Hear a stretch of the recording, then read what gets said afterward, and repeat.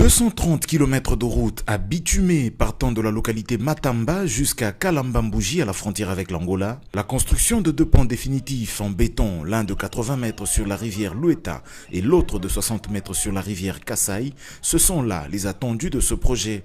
Lors de cette cérémonie de relance des travaux de construction de la route Kananga-Kalambambouji, qui a vécu à la localité Matamba ce 3 juillet, Joseph Moïse Kamboulou, gouverneur de province, a dit la bienvenue à l'assistance tout en rappelant les espoirs placés par la population en ce projet qui est d'une importance économique avérée. Les détails du projet ont été donnés par le maître d'ouvrage délégué du ministère des Infrastructures et Travaux Publics. Il s'agira principalement de relier les grandes agglomérations telles que Matamba, Bilomba, Luambo et Kalambambouji avec une route revêtue. Nico Nzaou est directeur général de l'Agence congolaise des grands travaux. Une route, une fois deux voies, sur 230 km de longueur. Donc la route qui viendra de Kananga jusqu'ici aura une fois deux voies, mais dès qu'on arrive dans une agglomération, on va l'agrandir, ce qui fait que nous allons augmenter à peu près 18 km de route sur l'enveloppe générale. Une couche de roulement en bicouche de 3 cm.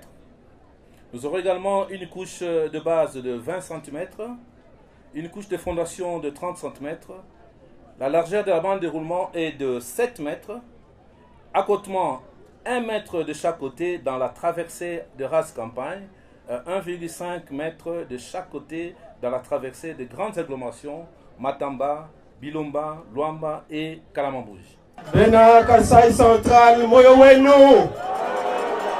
Introduisant son propos en langue vernaculaire locale, le ministre d'État, ministre des Infrastructures et Travaux Publics, Alexis Gisaro Mouvouni, a expliqué à la population que cette fois-ci, avec l'assurance du financement du programme sino-congolais, ce projet ira bien à son terme.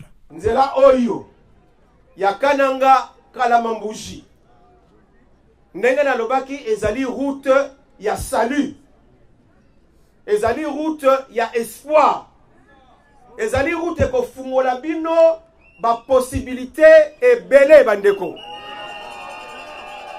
ezali nzela eko permettre bino awa na kati ya Kasai Central boleka ti na Angola, boke na Angola ti na port ya Luanda, ti na port ya Lobito, comme ça boke na récupérer ma marchandise na bino kuna.